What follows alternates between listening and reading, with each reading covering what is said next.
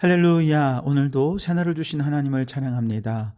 오늘도 말씀을 나누는 이 시간 성령님께서 우리와 함께 해주셔서 이 말씀이 이해되고 깨달아지고 믿어지는 역사가 있기를 주님의 이름으로 축원합니다. 자, 오늘은 스가랴 5장 말씀입니다. 1절로 11절 마지막 절까지 봉독해 드립니다. 하나님의 말씀을 경청하시기 바랍니다. 내가 다시 눈을 들어본즉 날아가는 두루마리가 있더라. 그가 내게 묻되 내가 무엇을 보느냐 하기로 내가 대답하되 날아가는 두루마리를 보나이다. 그 길이가 20규빗이요 너비가 10규빗이니이다. 그가 내게 이르되 이는 온 땅 위에 내리는 저주라.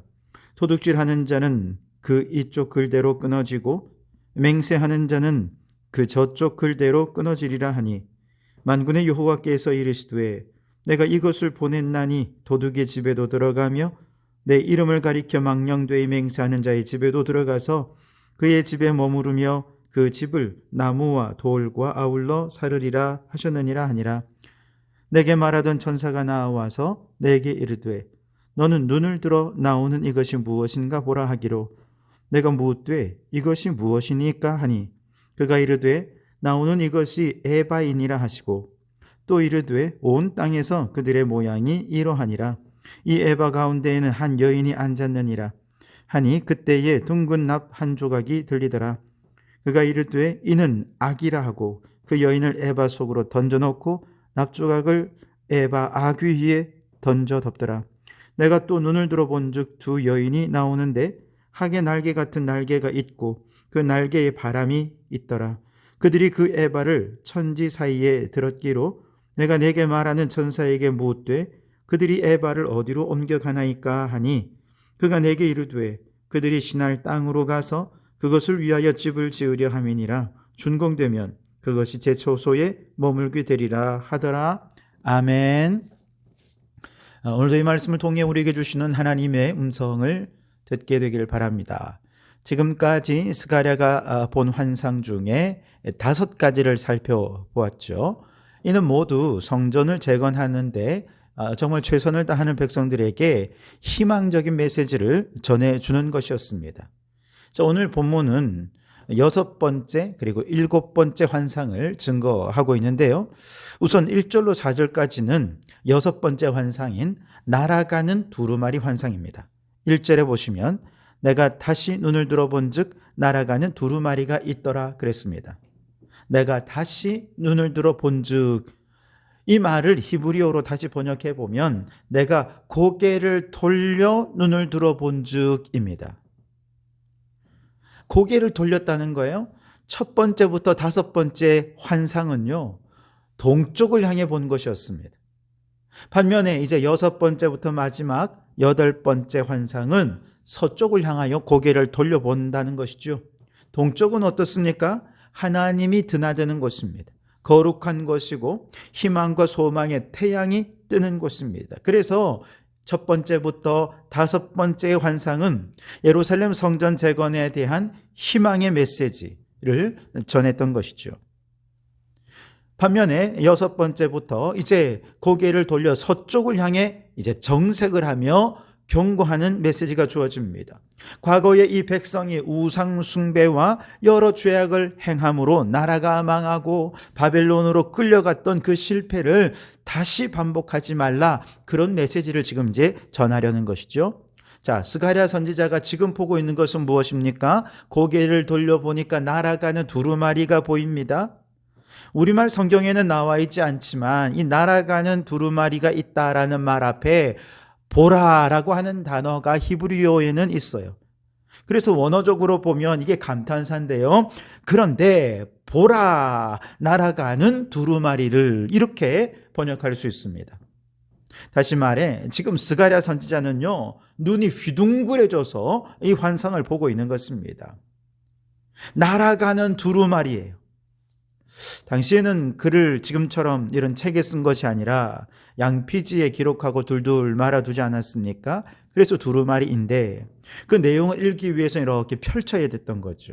날아가는 두루마리가 굉장히 이렇게 쭉 펼쳐졌는데 굉장히 커요. 2절에 보면 그가 내게 묻되 내가 무엇을 보느냐 하기로 내가 대답하되 날아가는 두루마리를 보나이다. 그 길이가 20규빗이요 너비가 10규빗이니이다 그랬습니다. 자, 선지자가 본 날아가는 두루마리는 가로가 10규빗이고 세로가 20규빗입니다. 여러분, 한 규빗은 여기서부터 여기까지잖아요. 그래서 팔꿈치에서부터 손끝까지가 한 규빗인데 이게 10규빗, 20규빗이라고 하면 이게 굉장히 큰 것을 말하는 것이죠. 솔로몬 성전에도 성수 앞에 주랑이 있는데 주랑의 크기를 10규빗, 20규빗 이렇게 기록해 두고 있습니다. 지금 그만큼 큰 두루마리가 막 날아가고 있다는 것이죠. 여러분, 이렇게 큰 두루마리에 써 있는 글씨도 굉장히 크겠죠. 그러니 날아가는 두루마리의 글씨는 아마 누구라도 읽을 수 있을 것입니다. 그렇다면 그 두루마리 안에 쓰여 있는 글씨는 어떤 내용일까? 글은 3절에 보면 그가 내게 이르되 이는 온 땅 위에 내리는 저주라. 도둑질하는 자는 그 이쪽 글대로 끊어지고 맹세하는 자는 그 저쪽 글대로 끊어지리라 하니 그랬습니다. 여러분이 두루마리에 쓰여 있는 글은 축복이 아니라 저주였습니다.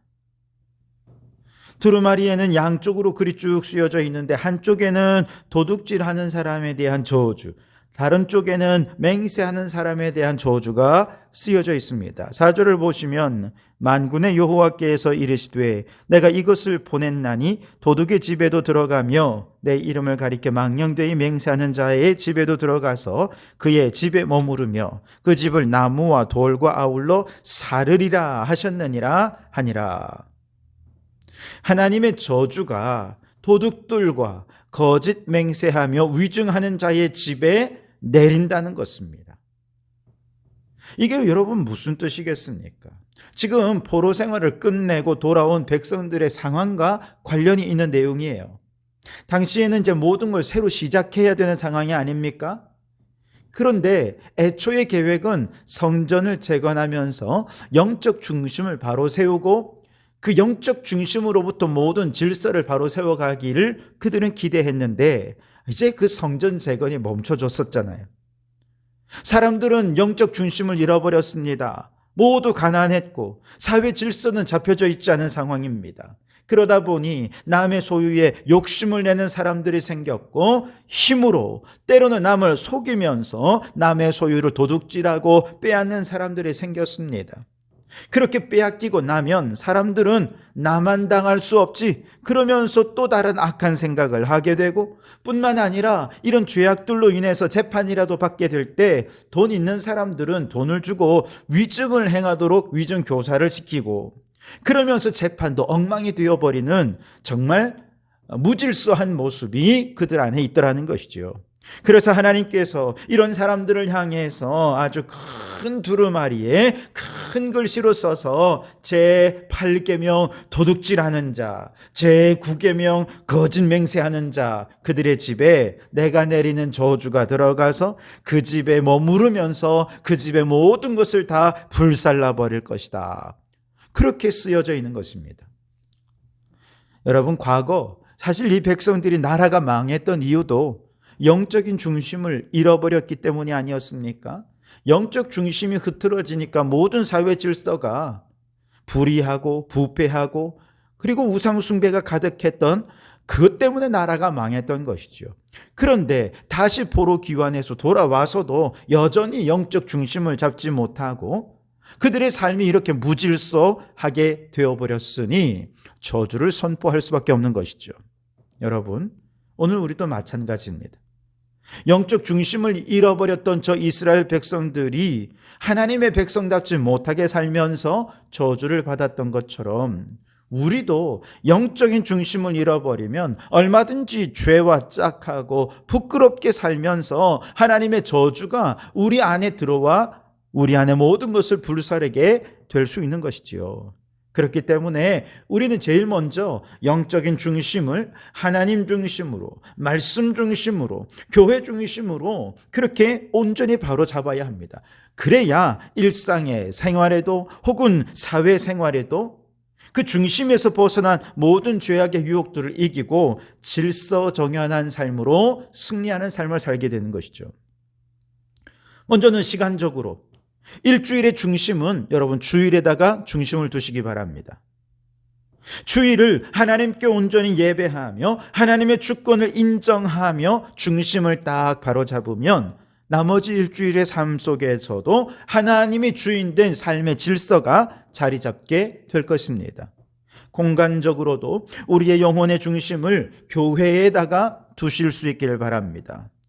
물론 건물로서의 교회가 절대적인 것은 아니겠으나 늘 어려움이 있을 때마다, 힘든 일이 있을 때마다 항상 교회에 달려와서 예배 드리는 것으로 삶의 중심을 잡고 기도하고, 그러면서 교회를 통해 영혼이 정화되고 새로워지고 교회를 통해 하나님 주시는 새 사명을 받을 수 있다면 우리의 모든 일상의 삶에서도 우리의 영혼을 거룩하게 지키고 그리고 하나님께 주신 사명을 감당하는 사명자로 살아갈 수 있게 될 것입니다.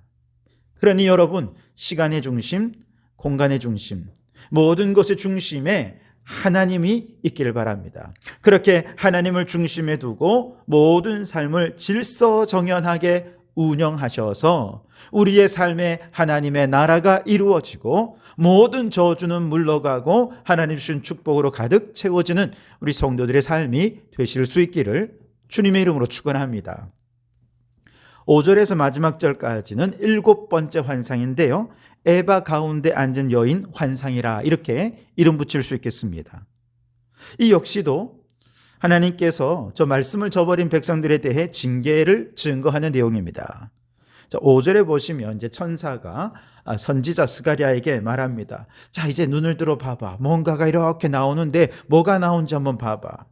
그랬더니 집중해서 선지자가 이렇게 보는데 정말 뭔가 나오는데 이게 뭔지 도무지 모르겠는 거예요. 그래서 6절에 선지자가 이게 뭡니까? 하고 물어보니 천사가 말하기를 이것이 바로 에바니라 라고 말합니다. 여러분, 에바라고 하면 우리로 하면 요즘은 뭐 잘 사용하진 않습니다만 돛박 같은 것입니다. 일상생활에서 곡식의 양을 측량하는 그런 바가지 같은 거죠. 그래서 우리가 한 대, 두 대 이렇게 이걸 측량의 단위로도 사용하는 것처럼 이스라엘 사람들도 한 에바, 두 에바 그렇게 측량의 단위로도 사용합니다. 근데 오늘 본문에서 나오는 에바는 꽤 컸던 모양이에요. 이 에바가 좀 크면 뒤주가 되지요. 그래서 표준 세번역에는 이걸 뒤주라고 번역을 했습니다. 천사가 다시 말합니다. 온 땅에서 그들의 모양이 이러하니라 그랬습니다. 여기서 그들의 모양이라는 말은 히브리어로 그들의 사악함이라는 말로 번역할 수 있습니다. 그래서 온 땅에서 그들의 사악함이 이러하다. 무슨 뜻입니까? 온 땅의 모든 사악함은 바로 이 에바에서부터 시작된다라는 뜻입니다. 왜냐하면 사람들이 일상의 경제 생활할 때 먹거리를 항상 측량하지 않습니까? 굉장히 일상적인 것이죠. 그런데 그 에바의 크기를 속이는 거예요. 무게를 속이는 것이죠. 그러면서 이익을 남기는 사람들이 너무 많더라는 것이죠. 이런 죄악이 빈번하게 저질러졌다는 얘기입니다. 7절에 보시면 그 에바 안에 곡식이 들어있어야 되는데 에바를 열어보니 곡식이 들어있는 것이 아니라 한 여인이 들어앉아 있는 것입니다. 7절에 이 에바 가운데에는 한 여인이 앉았느니라 하니 그때에 둥근 납 한 조각이 들리더라 그랬습니다. 이 둥근 납 조각은 에바의 뚜껑을 말하는 건데요, 선지자가 이렇게 에바의 뚜껑을 보니까 곡식이 아니라 여인이 앉아 있는 거예요. 얼마나 놀랐는지요. 보자마자 천사가 뚜껑을 덮으면서 큰 소리로 외칩니다. 8절에 그가 이르되 이는 악이라 하고 그 여인을 에바 속으로 던져놓고 납조각을 에바 악 위에 던져 덮더라. 뚜껑을 탁 덮어버린 것이죠. 한마디로 사람들이 곡식을 측량하고 판매하는 일상적인 경제생활 전반에 이 죄악의 뿌리가 되는 가장 중요한 원천인 이 악이 담겨져 있었다는 것이죠. 그래서 이 악이 더 퍼져가지 않도록 하기 위해서 그걸 뚜껑을 덮어버린 것입니다. 그리고 다시 눈을 들어보니 날개가 있는 두 여인이 딱 등장하는데요. 이 여인이 에바를 딱 들고 멀리 옮기려 하는 것입니다. 그래서 선지자가 물어요. 이거 어디로 옮기십니까? 그러자 11절에서 천사가 말합니다. 그가 내게 이르되 그들이 시날 땅으로 가서 그것을 위하여 집을 지으려 함이니라. 준공되면 그것이 제 조소에 머물게 되리라 하더라 그랬습니다. 여러분, 시날 땅이라고 하면 가나안에서 시날 땅은 굉장히 먼 거리죠. 다시 말해 하나님께서는 이 천사들을 통해 가나안 땅에서 모든 악을 제거하시는데 저 멀리 시날 땅으로 옮긴다는 것은 마치 동이 서에서 먼 것 같이 하나님께서 그 죄악을 아주 멀리 옮겨버리신다는 것을 의미합니다. 거룩함과 죄악은 동시에 존재할 수 없기 때문에 하나님께서는 이 죄악을 멀리 옮기시고 하나님 백성이 사는 이 가나안 땅에는, 예루살렘에는 거룩함과 성결함만 남아 있게 하시겠다라는 뜻인 것이죠. 여러분, 우리 하나님은요, 악을 심판하시되 얼마나 철저히 심판하시는지 동이 서에서 먼 것 같이 완전히 멀리 제거해 버리십니다. 그리고 하나님이 거하는 그 하나님의 집에는 거룩함과 하나님의 영광만이 가득하게 해 주실 것입니다. 지금 잠시 영적 중심을 잃어버린 이스라엘 백성들이 일상의 경제생활 깊은 곳에서부터 악을 행하고 있지만 하나님을 향해 영적 중심을 회복하게 된다면 하나님께서는 일상의 삶이 뿌리 깊이 박혀있는 죄악을 철저하게 제거해 주실 것이라는 거죠. 마찬가지로 오늘 우리도 믿음으로 하나님 중심, 말씀 중심으로 돌아설 때 하나님께서는 우리 삶 깊은 곳에 뿌리 내리고 있는 그 모든 죄악의 쓴 뿌리를 예수 이름으로 다 뽑아버리시고 동이 서에서 먼 것 같이 모든 죄악을 철저히 제거하여 주실 줄 믿습니다. 그러니 여러분, 우리의 영적 중심을 잘 잡으실 수 있기를 바랍니다. 하나님을 우리의 삶의 중심에 모시고 주인으로 모시고 우리의 일상의 먹거리와 경제생활에서부터 거룩하고 성결한 삶을 살아가는 거룩한 하나님의 백성이 되시기를 주님의 이름으로 축원합니다. 기도하겠습니다. 하나님 아버지, 영적 중심을 잃은 우리에게 지금도 하나님께서는 마치 큰 두루마리를 통해 우리를 깨우치시듯 끊임없이 말씀을 들려주시며 죄사함의 길과 구원의 길을 알려주고 계신 줄 믿습니다. 오 주님, 말씀 중심, 하나님 중심으로 우리의 시간과 공간의 중심을 든든히 세우게 하여 주시옵소서. 영적 중심을 회복한 모든 성도들에게 일상 깊은 곳에 스며든 모든 죄악을 철저히 제거해 주셔서 날마다 하나님의 백성답게 살아갈 수 있도록 은혜 위에 은혜를 베풀어 주시옵소서. 예수님 이름으로 기도하옵나이다. 아멘.